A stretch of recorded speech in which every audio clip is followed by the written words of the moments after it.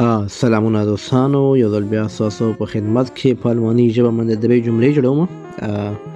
اول وایو چې اجازه راکړئ فکر وکړم.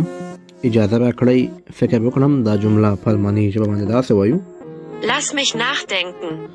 Lass mich nachdenken، یعنی اجازه راکړئ چې فکر وکړم. بله جمله وایو چې پرېږده چې ویې ګورم.